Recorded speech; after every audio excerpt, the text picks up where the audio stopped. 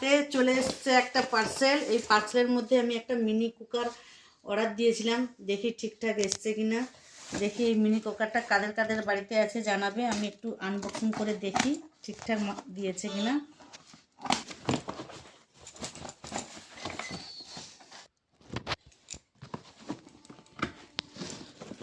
দেখা যাক ঠিকঠাক দিয়েছে কিনা, এমন ভালো হয়েছে কিনা দেখি কেমন দিয়েছে। অনেক দিন থেকে ইচ্ছে ছিল, আপাতত আমার রান্নাঘরেও একটা মিনি কুকার এসে গেছে।